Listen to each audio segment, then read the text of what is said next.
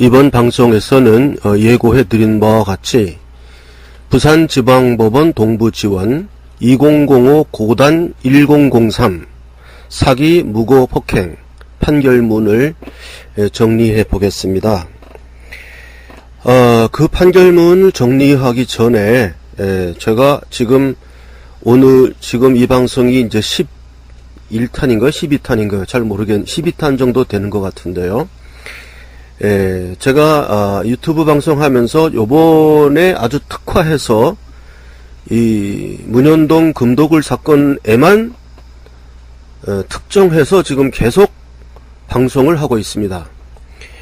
그래서 저는 요거를 어느 정도 정리될 때까지 이거에만 집중해 가지고 이 문현동 금도굴 사건을 정리를 하고자 합니다. 그래서 댓글들 올라오시는 것 중에 보면은 이렇게 횡설수설하시는 분들이 있어요. 갑자기 다른 이야기하고 무슨 이렇게 다른 추상적인 이야기 하는 거는 별로 의미가 없고요. 일단 이렇게 이제 심층 디테일하게 들어가기로 했으니까 아주 심층적으로 따져 보겠습니다. 그러면 이제 여태까지 진행된 상황을 잠깐 브리핑을 하면 가장 최근에 있었던 브리핑 내용이 뭐냐 하면 백준흠의 인터뷰에서 백준흠이 제안을 받아들였죠. 정충재 씨 제안을 백준흠이 받아들였습니다. 정충재 씨 제안은 그 문현동 거기를 파보자, 지하를. 왜 그거 안 파고 자꾸 은닉하냐, 파서 확인하자, 이렇게 제안을 정충재 씨가 했다고 합니다. 그래서 백준흠 씨가 그렇게 하자, 그걸 받았습니다. 그 제안을 받았습니다. 그럼 같이 파보자. 그리고 이제 백준흠 씨가 이제 그런 건설하고 이런데 사업하시는 분이라 자기가 아는 바로 한 1억 정도 그 비용이 들어간다고 합니다. 전문가들 데려다가 하고 물 퍼내고 하면서. 그래서 그걸 하자. 그럼 1억 정도 들어가니까 공탁금을 내자. 각자 법원에다가 공탁금을 내서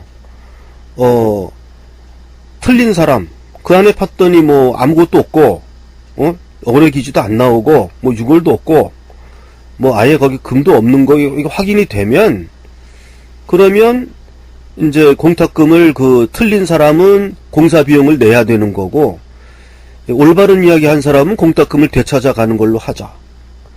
이렇게 백준흠 씨가 제안을 했습니다. 상당히 그 합리적인 제안입니다. 그 합리적인 제안을 넘어서서 백준흠 씨가 또 하나 더 넓은 제안을 한 것은, 만약에 정충재 씨와 김일선 씨가 입국을 한다면, 그러면 그 형사 고소한 걸 다 풀어주고, 그 공사 비용, 그 발굴 비용 1억 원 드는 비용을 자기가 내겠다. 당신들이 들어와 준다면 공사 비용을 내가 내겠다. 이렇게까지 제안을 했습니다. 이런 내용을 모르시는 분들이 많아요. 보면 왜 백준흠이는 계속 그 땅 파는 거 도망 다니냐, 왜 안 파고 증거를 은닉하냐, 정충재 씨는 파자고 하지 않냐, 이렇게 댓글 다시는 분들이 있어요. 그러니까 이분들은 제가 늘 이야기하지만 상대방 반대편에 대한 이야기, 그 유튜브를 안 보는 사람들입니다. 안 보고 그냥 태평TV 정충재 씨 이야기만 계속 듣고 한쪽으로 치우친 사람들이에요.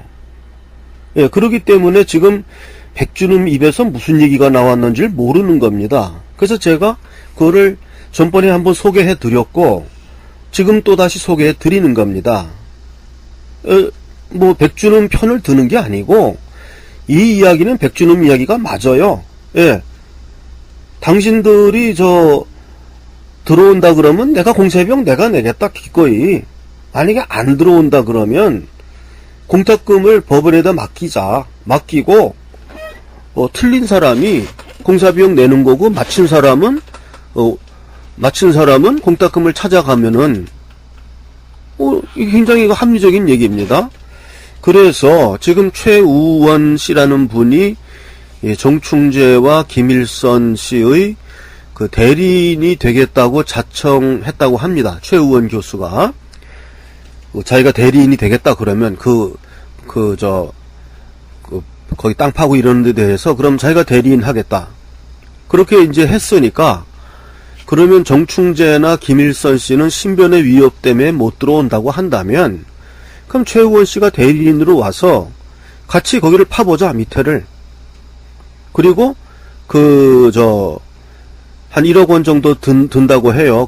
물 뽑아내고 전문가들 동원하고 이러려면 그 돈 한 1억 원 정도 드는데 이거는 법원에다가 공탁을 하자. 예, 그래서 틀린 사람이 공사비 내는 거고 맞춘 사람은 공탁금을 찾아가는 걸로 하자. 이런 제안을 백준흠 씨가 봉주루 방송, 선고자 방송과의 영우 방송과의 인터뷰에서 밝혔습니다. 그 내용을. 예, 그런 내용이 있나 없나를 확인하시려면 선고자 방송, 봉주루 방송, 백준흠 인터뷰 한번 보세요. 거기 백준흠 씨가 분명히 이야기를 했습니다. 이와 같이 저보고 한쪽으로 치우쳤다고 하는 사람들이 오히려 한쪽으로 치우쳤어요. 나는 한쪽으로 치우치지 않았습니다. 양쪽 이야기를 다 듣고 이거 백준흠 씨가 금도굴단 두목이라고 하는데 저 얘기는 맞다. 그럼 맞는 얘기 하는 거 인정해 줘야죠. 땅 파보자는 거 아니에요? 백준흠이 파보고 그리고 그 밑에서 뭐가 나오든지 그 결과에 따라서 틀린 사람이 공사비를 부담하는 거고 맞는 사람은 왜 돈 내서 공사를 하냐? 그 공탁된 거 찾아가도록 하자. 굉장히 합리적인 얘기예요.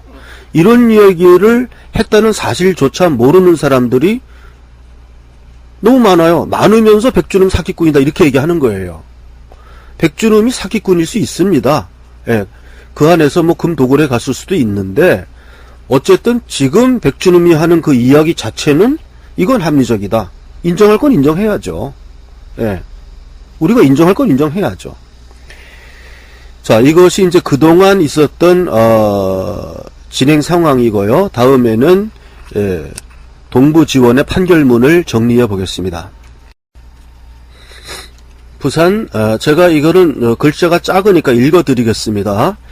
부산지방법원 동부지원 판결 2005 고단 1003 사기 무고 폭행 피고인 정충재. 그 다음에 이제 변호사 이재호, 검사 서범준. 판결 선고 2006년 2월 6일. 주문. 피고인을 징역 3년에 처한다.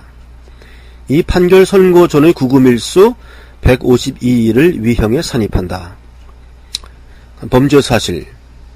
피고인은 1.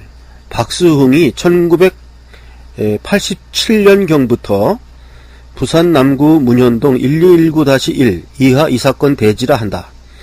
지하에 일본군이 만든 어뢰기지가 있고 그 안에 금괴 등 일본군이 약탈한 보물이 있다면서 이를 발굴하는 작업을 시작하여 1991년경부터 이 사건 대지에서 지하 약 16m 정도를 수직으로 파고 들어가 그 안에서 굴을 파고 있다는 것을 알고는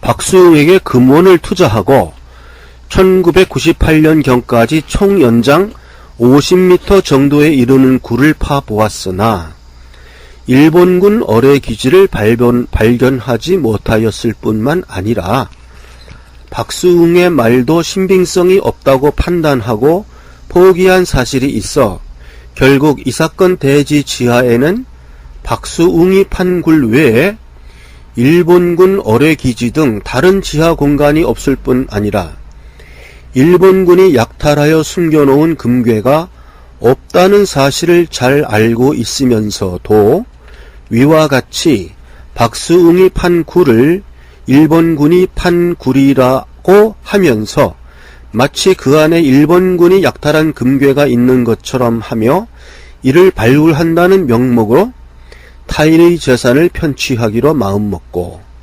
1999년 3월경 서울 소재 서울시청 근처 식당에서 피해자 류동우로부터 투자금을 받더라도 금괴를 발굴하여 그 이익금을 줄 의사나 능력이 없으면서도 피해자 류동우에게 부산 문현동 1219-1 대지 지하에 일본군 어뢰 기지가 있고 그 안에 일제가 중국에서 약탈한 금괴 45톤 등 보물이 숨겨져 있는데 그 입구가 있는 지점을 내가 정확하게 알고 있으니 이를 발굴하는 사업에 2천만 원을 투자하면 보물을 발굴하여 그 이익금의 10%를 주겠다라는 거짓말하고 이에 속은 피해자 류동우로부터 같은 해 3월 4월 3회에 걸쳐 합계 2200만 원을 교부받은 것을 비롯하여 별지 범죄 일람표 기재와 같이 2002년 5월 12일경까지 류동우 등 피해자 5명으로부터 총 27회에 걸쳐 합계 2억 1606만 원을 교부받아 이를 편취하고 제1항과 같은 사실이 있은 후 2002년 5월 하순경까지 위 피해자들이 이 사건 대지 지하에 수직굴을 뚫어 지하굴에 잠수부를 투입하는 등의 방법으로 탐사를 벌였으나 금괴를 발견하지 못하였을 뿐만 아니라 결국 피해자들이 이 사건 대지 지하에 있는 굴은 박수웅이 피고인과 같이 판 굴에 불과하다는 사실을 알게 되어 피해자들이 연명으로 피고인을 사기죄로 고소함으로써 형사처벌을 받게 될 처지가 되자 이를 모면하고 지속적으로 투자자를 모집하는 등 편취 범행을 계속함과 동시에 백모, 김모, 조모, 최모 등으로 하여금 이건 이제 블랙 처리가 됐어요. 그래서 제가 여기 이름은 이제 백은 백준음, 김성태, 조읍교, 최상훈입니다. 등으로 하여금 형사처벌을 받게 할 목적으로 2003년 8월 25일경 부산 연제구 연산동 소재 부산지방경찰청에서 사실은 백, 김, 조, 최 등이 이 사건 대지 지하에 있는 굴에서 금괴 450톤을 도굴하여 가거나 나현철에게 피고인을 살해하라는 지시를 한 사실이 없음을 잘 알고 있으면서도 피고소인 백, 김, 조, 최 등이 고소인이 발견한 부산 문현동 1219-1 지하 일본군 어뢰 기지에서 금괴 450톤을 비롯한 보물들을 도굴하여 가고 위 백 등이 위 나연철에게 고소인을 살해하라 는 지시를 하였다라는 취지의 허위의 고소장을 부산지방경찰청장에게 제출하여 위 피고소인들을 각 무고하고 2005년 9월 8일 17시 30분경 부산 해운대구 재송동 소재 부산지검 동부지청 512호실에서 제2항 기재와 같은 사건에 대하여 피해자 백과 재질 조사를 받던 중 갑자기 주먹으로 옆자리에 있던 피해자의 얼굴 부분을 3회 때리고 발로 피해자의 몸통 부분을 차는 등 폭행하였다. 증거의 요지 1. 피고인의 일부 법정 진술 1. 증인 조, 김, 최, 백, 하, 박수웅, 김, 최차웅, 최, 박, 신영만, 박인규, 김, 김한수, 유의 각 법정 진술 민 증인 나현철, 정관재, 김, 손호웅, 김의 각 일부 법정 진술 1. 피해자에 대한 각 검찰 피의자 신문조서 1. 정관재, 김, 백, 김, 박, 박수웅, 신영만, 김한수, 정, 김원택, 나현철, 최차용, 박인규에 대한 각 검찰 진술조서 1. 조, 최, 백, 김에 대한 각 경찰 피의자 신문조서 1. 조, 채, 하에 대한 각 경찰 진술조서. 1. 피고인 작성의 각 고소장. 1. 실황조사서. 1. 수사보고. 배 교수 전화 진술 청취보고. 수사보고. 지하동굴 원상복구 시점 확인보고. 수사보고. 현장검증 참관 결과보고. 수사보고. 전화 진술 청취보고. 수사보고. 지하동굴 형태도. 1. 지구물리탐사 보고서. 다음 법령의 적용. 1. 범죄 사실에 대한 해당 법조. 이거 형법 사기, 무고, 폭행 이런 겁니다. 그런 건 이제 법적인 얘기 경합범 가중 이런 거. 판사 박종훈 이렇게 판결문입니다. 이상이.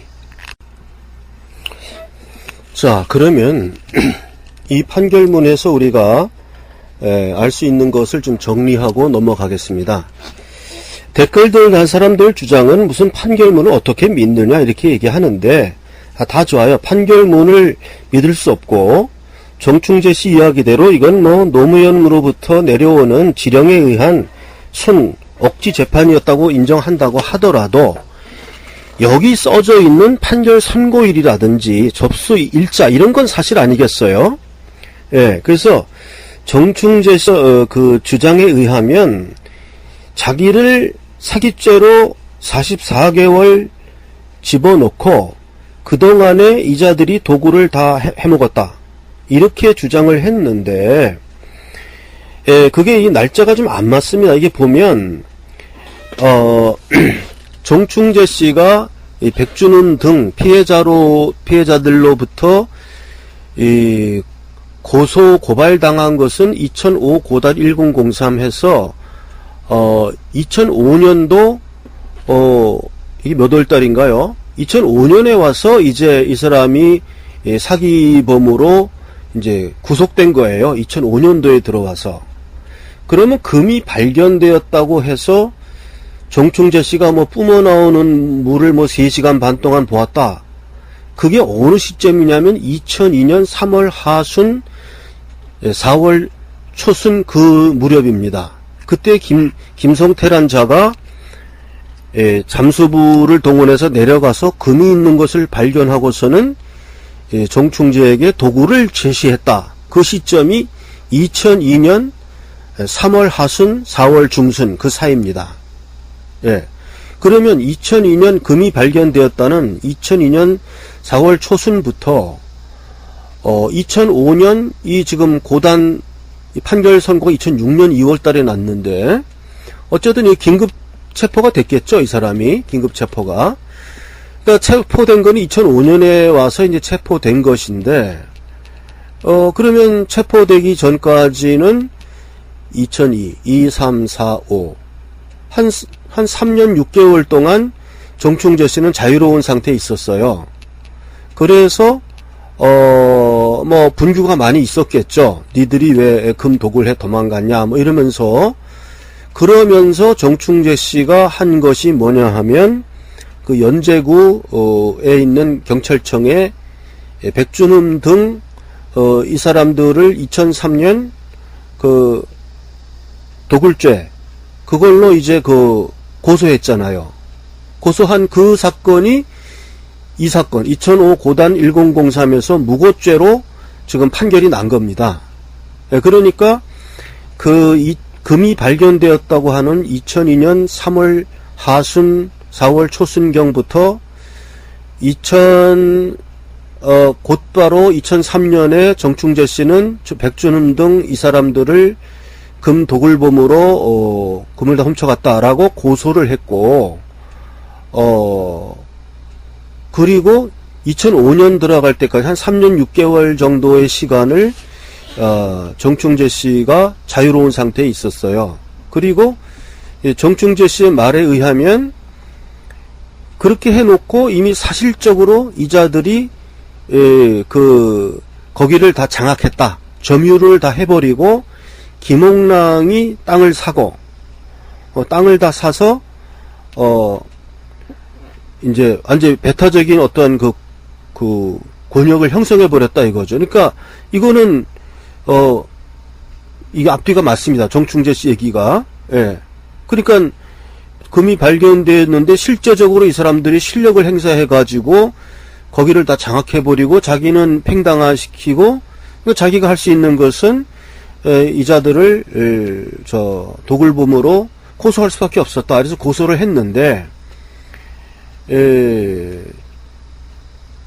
그게 이제 그리고 이제 정충대 씨 그 설명을 보면은 그 땅 주인과 그게 무슨 뭐죠? 대한항공인가 어딘가 거기서 이제 불화받은 걸로 이용해서 이제 복잡한 이야기를 또 했어요. 그거 저도 봤는데 그거까지 설명하면 너무 길고 어쨌든 그러한 땅을 사야만 되는 땅 주인이 되어야 하는 어떠한 요건이 있어서 김옥랑을 동원해서 백준음이는 포세이돈 살베이지라는 회사를 차리고 땅까지 사가지고 도굴할 수 있는 그런 형편을 완전히 만들었다. 나는 거기서 배제되었다. 그런데 이제 여기서 분명한 거는 정충재 씨가 배제된 것은 백준음 등 그 사람들에 의해서 실력 행사에 의해서 배제된 것이지 감옥에 간 건 2005년도거든요. 긴급 체포된 것은 2005년 뭐 이게 지금 몇 월 달인가 여기 날짜가 접수 번호가 있는데요. 어쨌든 2005년에 들어서 이분이 이제 체포된 거기 때문에 체포되어서 금도구를 막지 못했다는 얘기는 성립이 안 됩니다. 물론 그 이후에도 이제 한 44개월 동안 발이 묶여 있었으니까 그러나 어쨌든 금도구를 한다 그러면은 2002년 3월 달에 금이 발견된 상태에서 2, 3, 4, 5 4년이면 금도구를 충분히 하죠. 그러니까 정충재 씨가 구속된 것과 재판받는 것이 금도구를 완성시키는 것과는 관계가 없었다. 이렇게 보여집니다. 이 정충재 씨가 자기가 감옥에 가 있는 동안에 이 사람들이 도구를 했다. 이거는 좀 시간이 안 맞아요.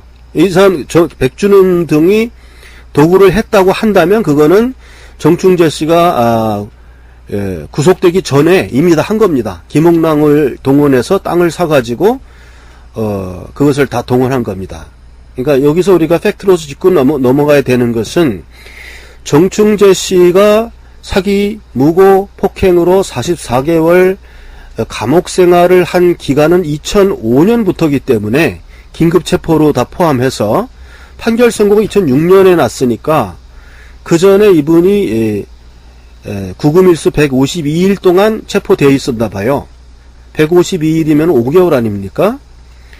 5개월이면은 판결 선고가 2006년 2월이니까 5개월 전 2005년 한 9월경에 2005년 9월경에 이분이 체포된 겁니다. 긴급 체포로 현행범으로 2005년 9월경에 긴급 체포가 된 거니까 2005년 9월 전까지는 이분은 자유로웠어요. 자유로웠고 백준음이나 그 사람들은 김옥랑을 시켜서 땅을 사게 한 후에 실력 행사를 하면서 거기에다가 이제 그 포세이돈 살베이지 회사를 차려놓고 본격적인 금도구를 하였다. 이게 정충재 씨 주장입니다. 그래서 우리가 분명히 가려야 되는 것은 정충재 씨는 2005년 9월경에 긴급 체포되었기 때문에 정충재 씨가 구속된 것은 금도구의 완성과는 직접적인 관계가 없다. 이거는 우리가 분명히 짚고 넘어가야 되겠습니다. 제가 이러한 것들을 사료를 통해서 판결문까지 이거 뭐 제가 관련된 것도 아닌데 어쨌든 이렇게까지 하는 거는 정확한 팩트를 보고 내가 이 판결문을 보자는 거는 뭐 이 사람들이 그럴 수 있어요. 노무현의 지시를 받고 편파적인 재판을 할 수가 있습니다. 뭐 그렇게 거대한 돈이 340조에 달하는 돈이 오고 간 거라 그러면 뭔 일을 못 하겠습니까? 그거는 모든 일을 할 수 있는 거액의 자금이죠. 그렇지만은 여기에 나타나는 어떤 날짜, 정충재 씨가 구속된 날짜 이런 거는 사실 아니겠냐 이거예요. 그러니까 그전엔 자유로운 몸이었다 이거죠. 이런 건 우리가 분명히 짚고 넘어가서 그 정충재 씨가 뭐 묶여 있는 동안에 정충재 씨를 감옥에 쳐놓고 그 동안에 백준음이나 이 사람들이 도구를 해버렸다. 이건 잘못된 판단이라는 거죠. 그런 판단하면 안 된다는 거죠. 도구를 했다 하더라도 그것은 정충재 씨를 실력 행사로 막고, 이렇게 배제시킨 다음에, 싸워가면서 도구를, 정충재 씨 같으면 또 가만히 있었겠습니까? 그럴 때, 내가 다 해놓은 거 너희들이 왜 저거 다 차지하냐. 그래서 제가 어저께 방송에서도 말씀드렸지만은, 정충재 씨와 백준음 씨 사이의 계약이 무엇인지 그것이 중요하다. 왜 백준음으로서는 정상적인 발굴을 택하지 않고 도구를 택할 수밖에 없었는가? 그것은 정충재와 백준음 사이의 계약서에 있을 것이다. 이런 내용을 제가 방송을 했고요. 또 댓글들을 읽어보면은 그 거대한 자금이 필요했던 노무현 문재인에 의해서 주도된 사건으로서 그 유병현까지 연결시켜서 의문의 죽음들이 많죠. 노무현의 죽음, 유병헌의 죽음, 뭐 노회찬의 죽음, 뭐 정몽훈의 죽음이 다 의문사들이거든요. 다 자살들이라고 하는데 그거 자살이라고 믿는 사람들은 자살해야 됩니다. 그걸 자살이라고 믿음이 가는 사람들은 바로 제 방송 듣고 약 사가지고 자살하시기 바랍니다. 그건 자살이라고 볼 수 없어요.